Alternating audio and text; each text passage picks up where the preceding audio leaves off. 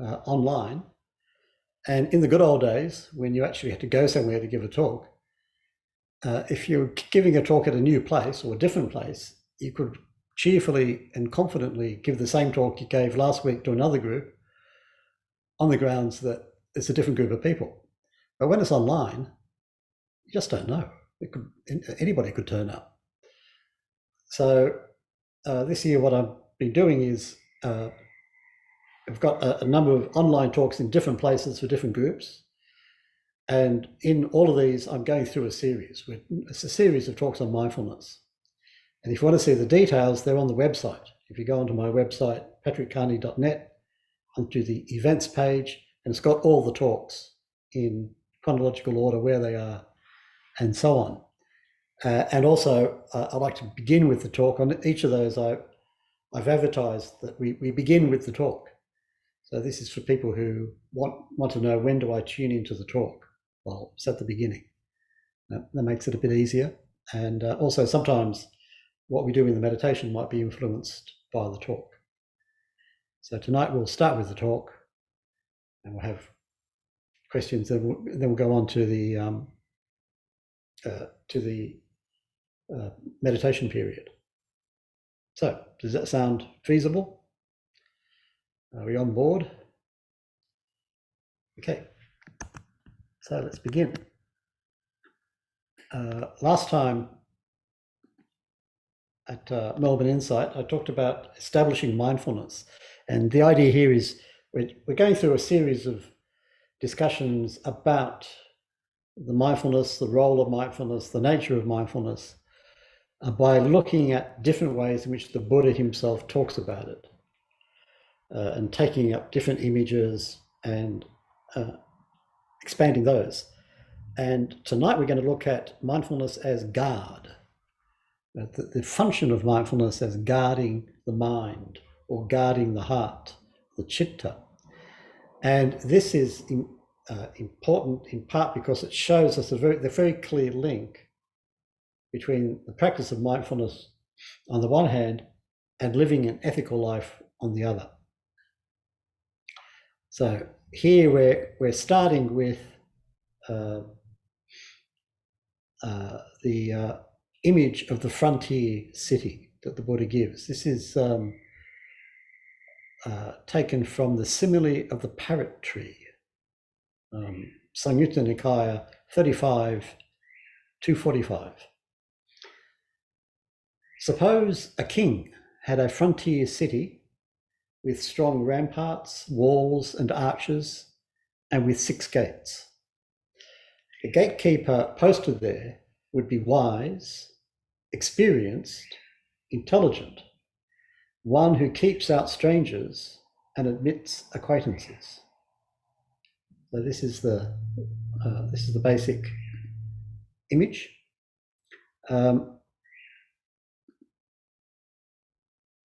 And first of all, the Buddha explains that the city is the body.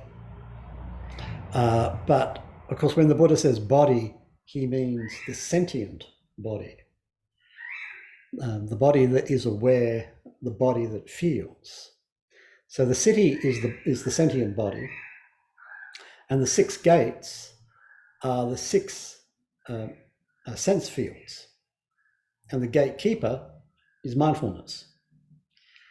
And these images provide a picture of the practitioner and her practice. So you have the stage upon which the drama of practice and awakening takes place. This is the city. This is the sentient body, one's own sentient body. And the Buddha points out that it includes the lord of the city, who is, quote, sitting in the central square, unquote. And the Lord represents awareness itself.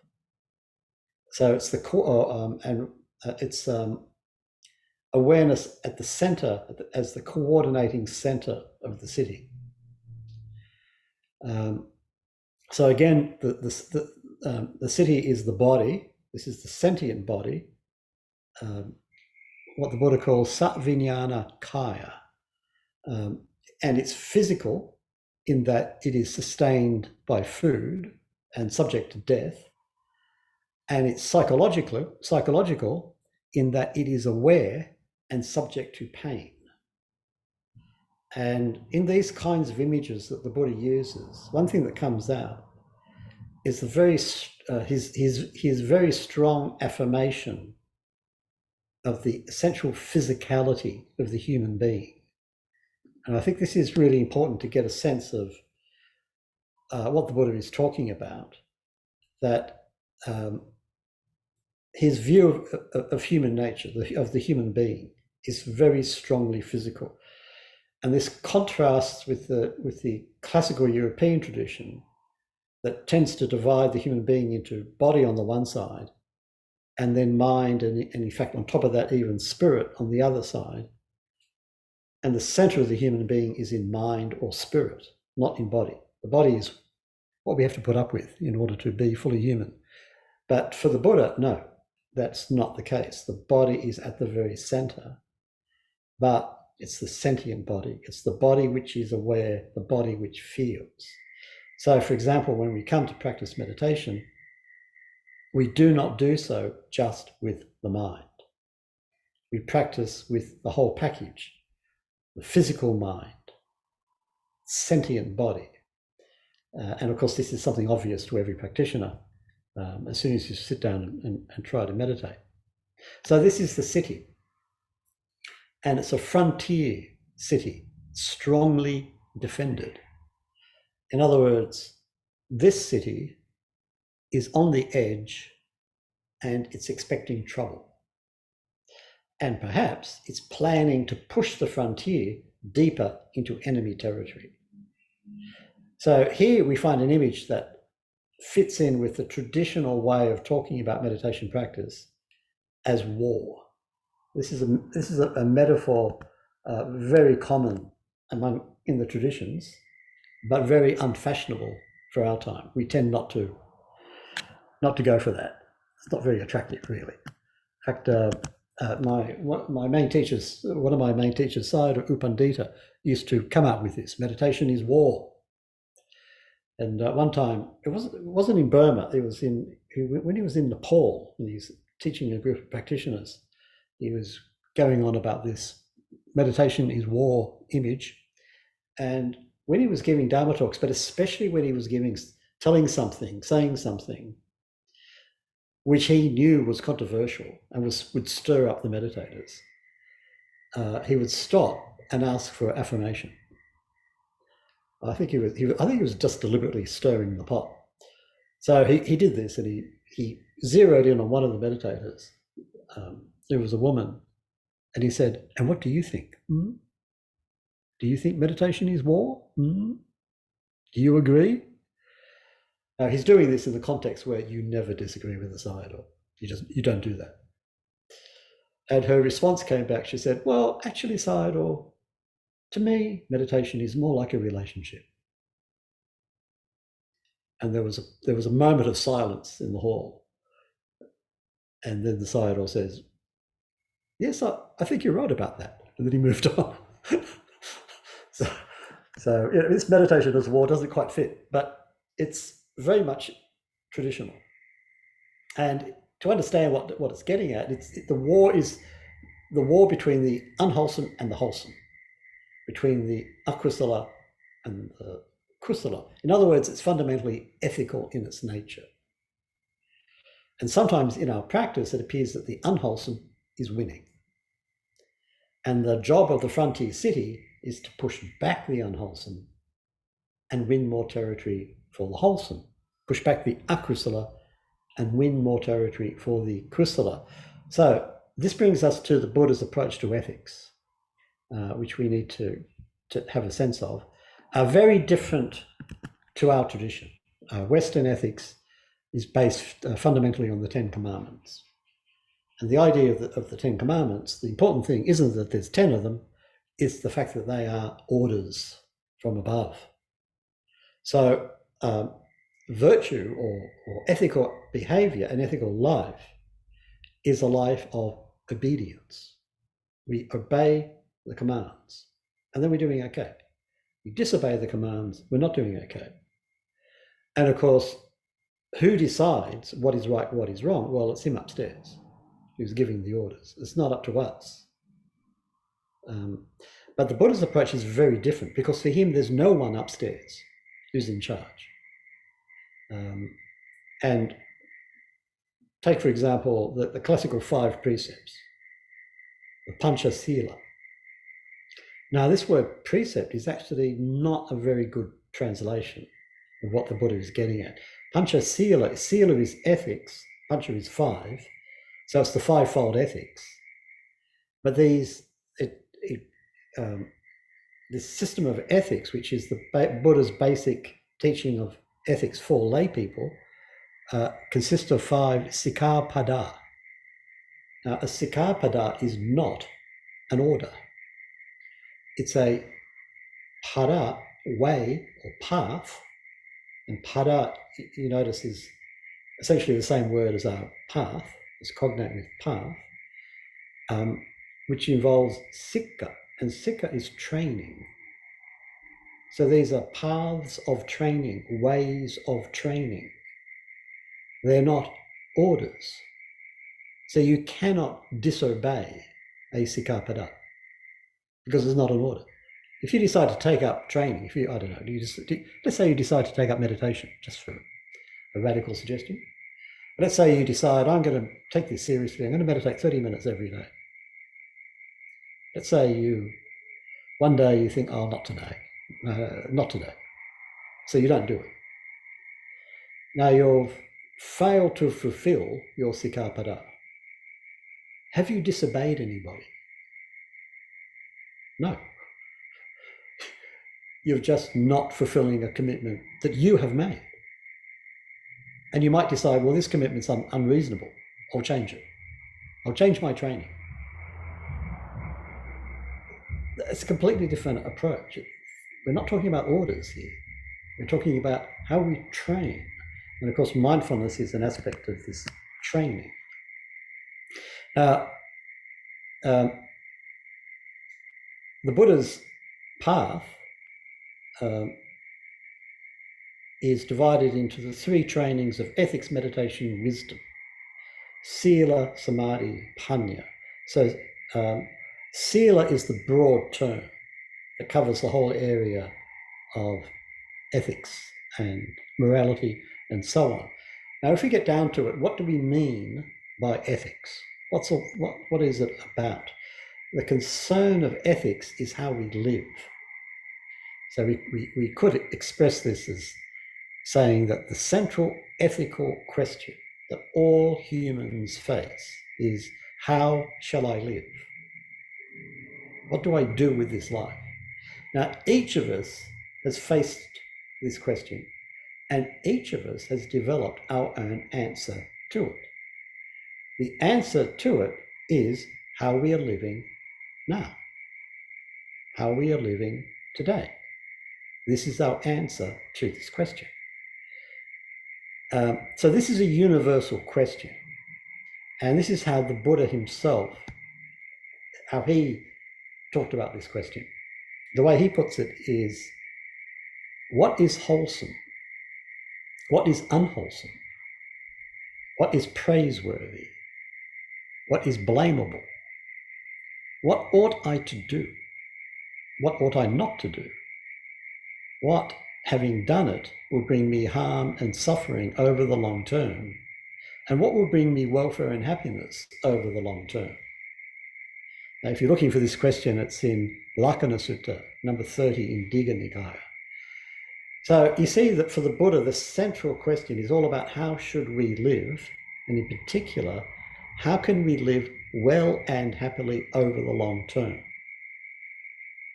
And the key to this is discerning the difference between the wholesome and the unwholesome, the kusala, the akusala. And basically what these are about, kusala means, or something is kusala, firstly, if it's good in itself, something which is intrinsically good. So for example, health. If you meet someone, they say, how are you? and you say, oh, I'm doing very well, I'm very healthy. And if the person responds, what's so good about that? Would you be puzzled? Would this kind of not quite compute? Because it's obvious that health is a good thing. We don't have to justify why it's good. It's obviously good. It's an intrinsic good. And kusala, one of the meanings of it is essentially health. That which is kusala is that which is healthy. So that which is good in itself, intrinsically good. And the other aspect of kusala is that which leads to a good result. So that which is skillful. So often you get this translated as skillful, unskillful, rather than wholesome, unwholesome. This is taking the other meaning of kusala. And this comes from the word kusha.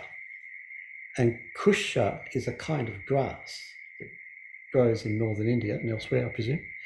And the kusha grass is highly respected in the Indian yogic tradition as being very strong in positive prana. And it's used, one of its uses is to weave mats for meditation. And that assists the yogi in their meditation. And the kusa grass is very sharp. So the people who handle it and who harvest it and who weave it into various useful objects, they have to be very skilled in working this grass because it's very sharp, very easy to injure yourself, and very difficult to work. So these people are very skilled. So kusala also means skillful, which meaning it leads to a good result. So you have the kusala is both inherently good, it's good within itself, and it has an instrumentalist value. It leads to a good result. The akusala is the opposite. And you notice that in this quote, the Buddha is emphasizing the instrumentalist aspect. What, having done it, will bring me harm and suffering over the long term, and what will bring me welfare and happiness over the long term.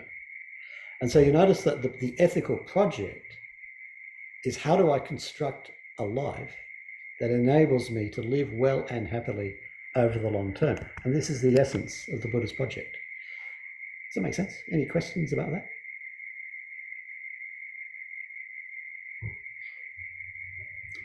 Okay. So, hence, this brings us back to the frontier city. Now, this city is exposed to the outside world through 6 gates. The inner side of the gate are the 6 internal sense fields. The sensitivities of seeing, hearing, smelling, tasting, touching, and minding, i.e. nose, tongue, body, mind. On the other side of the gate, outside the city, is the world made up of the 6 external sense fields: forms, sounds, odors, tastes, tangibles, and phenomena known by the mind. Now you notice that for the Buddha, mind is a sense. And it's a sense because for the Buddha, a sense is a sensitivity. So that each of the senses is a sensitivity to particular forms of data. So the eyes, for example, are sensitive to light and form. So right now, light is falling upon my body. My hand doesn't know this. My hand doesn't know whether it's night or day, frankly. It doesn't know whether it's dark or light. But there are 2 parts of my eyes that are sensitive to light. These are the eyes. Equally, there are 2 parts of the body that are sensitive to sound, the ears. So each of the senses is a sensitivity to a particular form of data. Mind is a sensitivity. The data that the mind is sensitive to is not direct physical data, but the inner world of thoughts, perceptions, and so on. But the mind also brings in the data from the 5 physical sense fields and then brings them together and creates a coherent world out of it. So these are the 6 sense fields, and you notice that they are internal and external. What's happening inside the sentient body and what's happening outside the sentient body. Does that make sense? And if we ask what mediates between these gates and the external world, between the external and the internal world, it's the gatekeeper. And the gatekeeper keeps watch at all the 6 sense doors, checking the traffic to and from the city. That's their job. And now the gatekeeper is described in this discourse as wise, experienced, and intelligent. And her job is twofold. The first part is to hold back or refuse entrance to the anyata, the unknown or strangers. And the second is it's to allow to enter or even to welcome in the jnata, the known or the well-known. So acquaintances, friends, and so on. So these are the 2 aspects. And you notice that the job involves far more than mere awareness. Mindfulness is more than just awareness. The gatekeeper is not a silent, non-interfering witness of the traffic. She's not like a CCTV. She takes an active role in regulating the traffic. After all, this gatekeeper is a gatekeeper of a fortress in a conflict zone. And she's not really doing her job if she cheerfully emits a suicide bomber because she thinks her job is just to impartially witness whatever happens.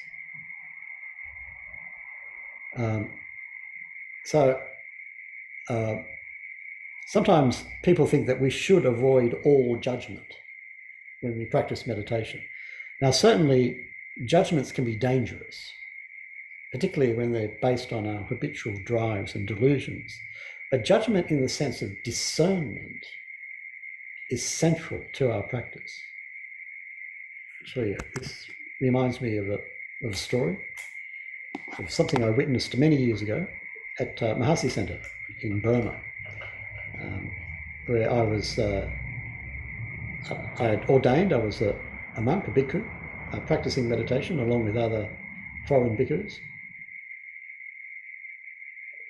And we had our own meditation hall, small hall. We were separated from the Burmese because the Burmese, there were hundreds of Burmese men. First of all, men and women always separate.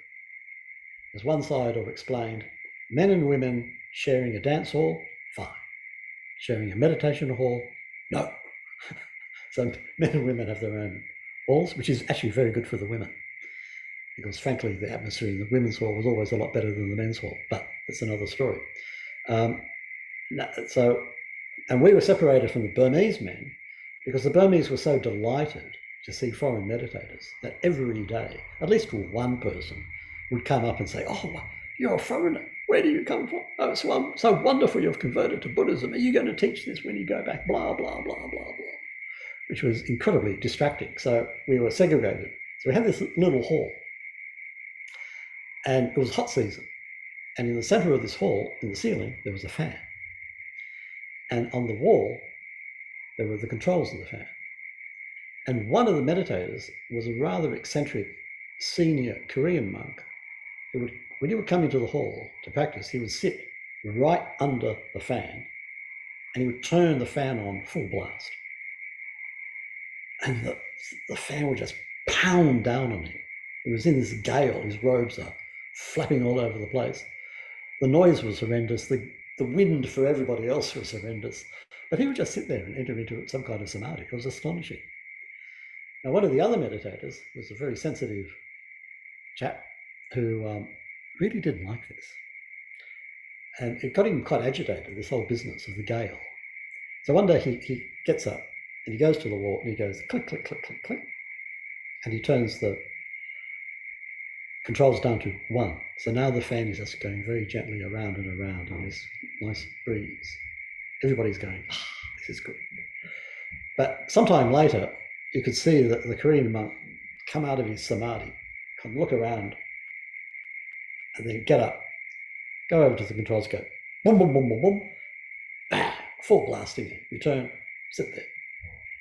After a while, the other monk get up, go across, click, click, click, turn it down, go back. And this would continue. It continued for a number of days. But as time went by, the time gap between the two monks was shorter and shorter and shorter until the inevitable happened. And one day, there they were, staring at each other at the controls. And at that point, the greatest scandal erupted at the Mahasi Center that ever happened when I was there. Two monks in fisticuffs. It was a huge scandal. U Pandita was outraged. And the defense of the sensitive monk, who couldn't stand the noise, he was obviously influenced by the New Age. And his defense to the Sayadaw was, honestly, Sayadaw, it wasn't me. I was just witnessing the experience. But I'm afraid the Sayadaw did not accept this. And he got into serious trouble. So he was applying the ethical principles of the guard to that particular situation.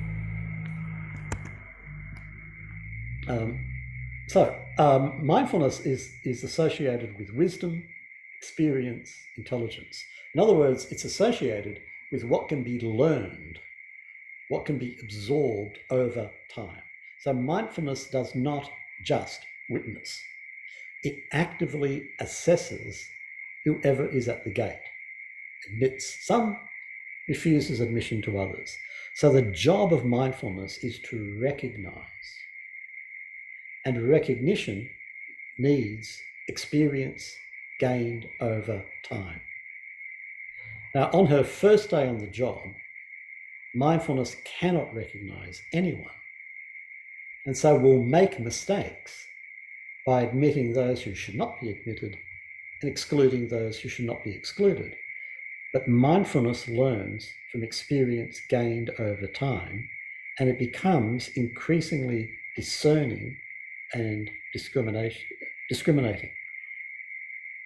So this is recognition, which is a very important aspect of mindfulness. And notice that recognition and perception are very, very close. So let's look at perception.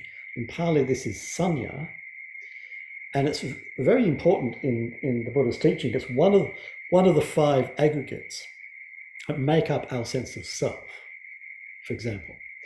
Perception is what allows us to make sense of the world. So let's say, for example, you're listening to a Dharma talk unfold. Your mind is engaging in a great deal of complex mental processing that's translating the sounds heard in your ears into the meaning of this talk in your mind. And it's also recognizing your response to this. Now, normally we're not aware of all of this. We feel like we're just listening. But we can get a sense of how much training and work is involved in the simple act of listening to someone speak when we learn a second language. If you've ever done this, you know how much work is involved in learning to recognize that this pattern of sounds represents this pattern of meaning. But most of our normal everyday perception, it happens underground. We could say that when perception does its work effectively, we don't notice it. We simply assume that we know what's going on. So perception is recognition, and usually unnoticed recognition. And it's largely responsible for creating what we take to be real, our habitual world. So perception presents us with a world that feels familiar, that makes sense. And it does this on the basis of habits of recognition that we have built up over time. Mindfulness is closely linked to perception because both of them are aspects of memory. So we talked about this in the last talk. Mindfulness is the standard translation of the Pali word sati, which literally means memory. It comes from the verb salati, to remember. Now, memory, like perception, allows us to make sense of the world by recognizing it from the past. So this bed I wake up in is the same bed I fell asleep in last night. These thoughts I begin the day with are a continuation of the thoughts I was having yesterday. So my world makes sense to me when it's recognized and remembered as familiar. Does that make sense?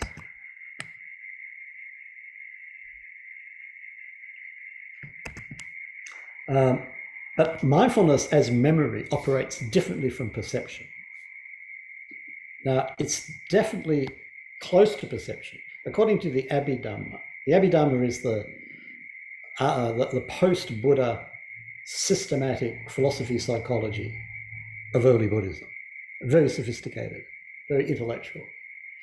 And according to Abhidhamma, one of the immediate causes of mindfulness is a quote unquote strong perception. Mm-hmm. Now this refers to the direct face-to-face encounter with experience that generates mindfulness. This is what we were talking about when we were talking about establishing mindfulness and how the Buddha speaks about this. Mindfulness begins with our normal everyday encounters with the world, but these encounters are made clear, sharp, by a direct energetic encounter with this present experience. And this encounter creates the possibility of cutting through the baggage of habitual associations that are a normal aspect of perception. And this is because mindfulness as memory, mindfulness remembers the present, not the past. So the example I always like to give is the signs at railway stations that say "Mind the gap," where we're being asked to remember something. We're being asked to remember the gap between the train and the platform, but we're not being asked to remember it hours later when we're at home. We're being asked to remember it in the very act of stepping into or out of the train. So we're being asked to remember the present. So mindfulness and perception are similar in that they're both aspects of memory, but they're different because perception is based on memory of the past, while mindfulness is based on memory of the present. And we can feel this difference in our practice. So perception, for example, is stale. I know this. I've been here before. I've seen this before. I've felt this before. I've thought this before. This is perception, and it has this quality of familiarity and staleness. But mindfulness is fresh.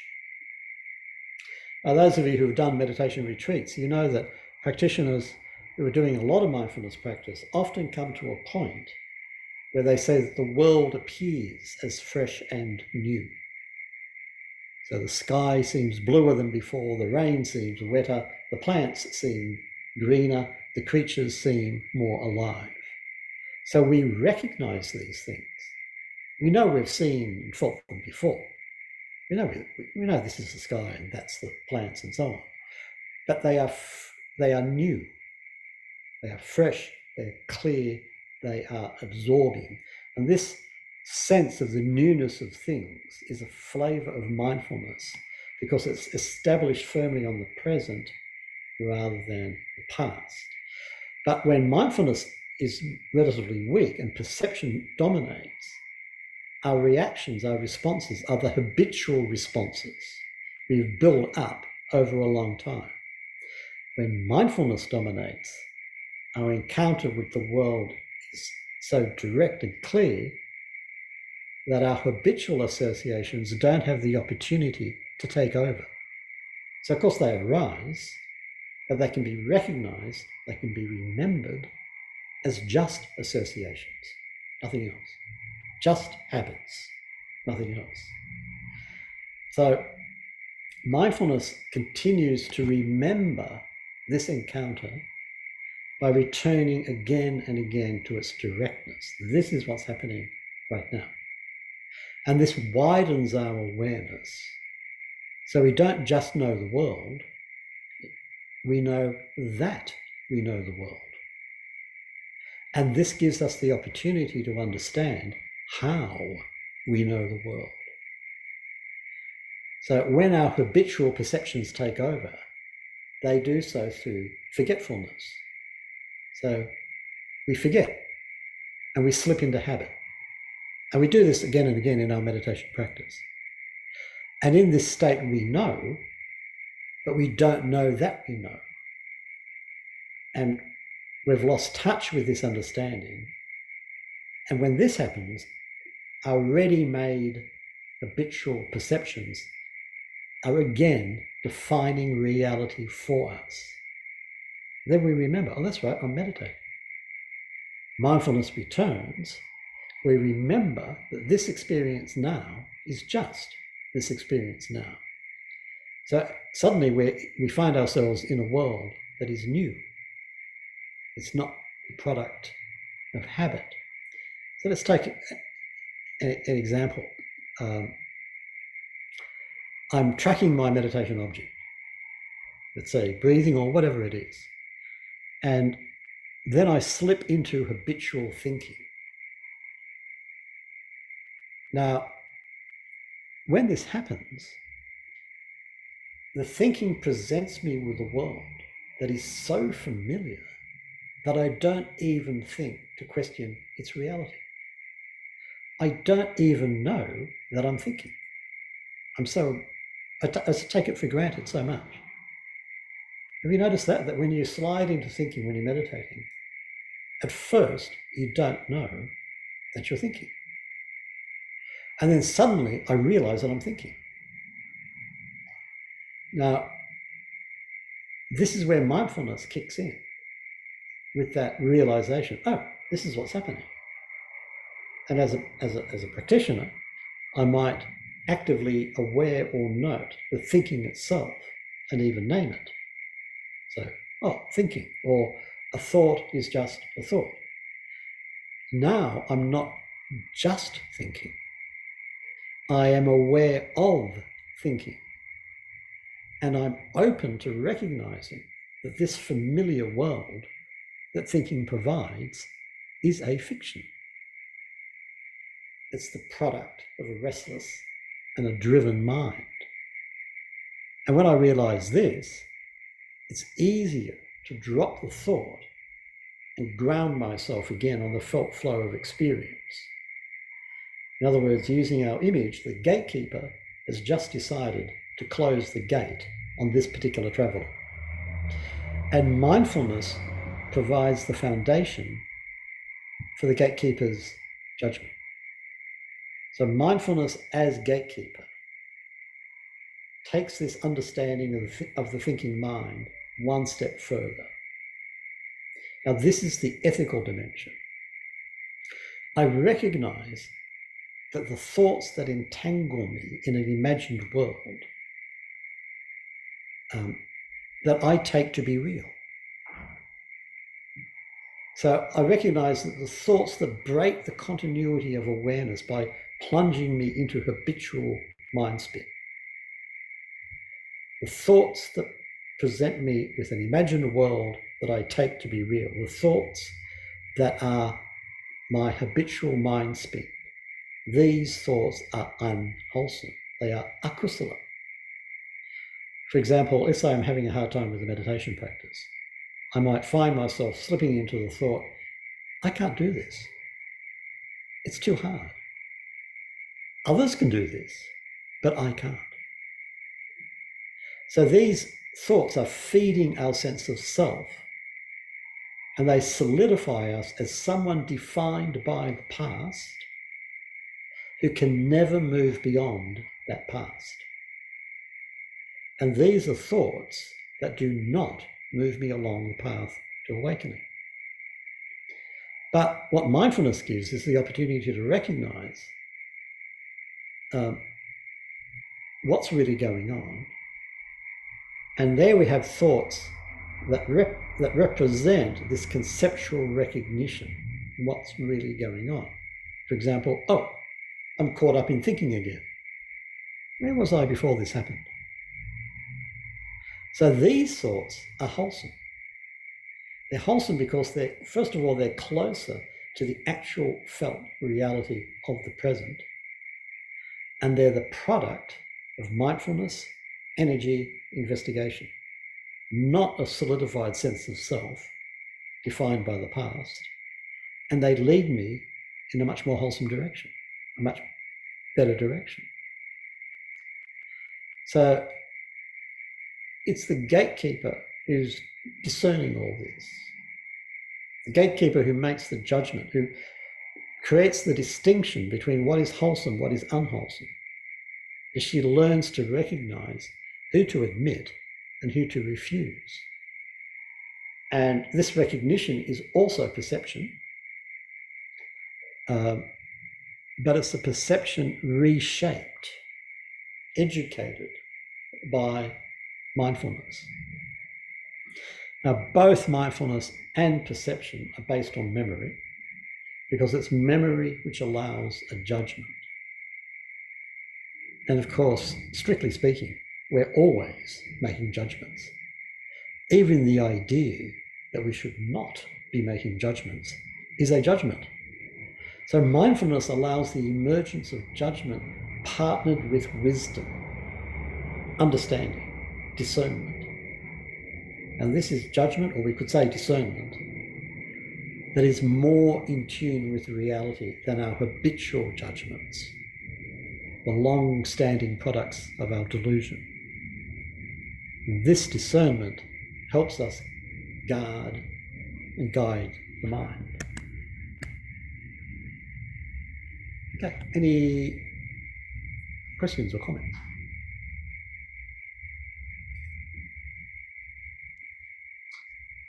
Patrick? Yeah, Jeff. I think I understand. You say the gatekeeper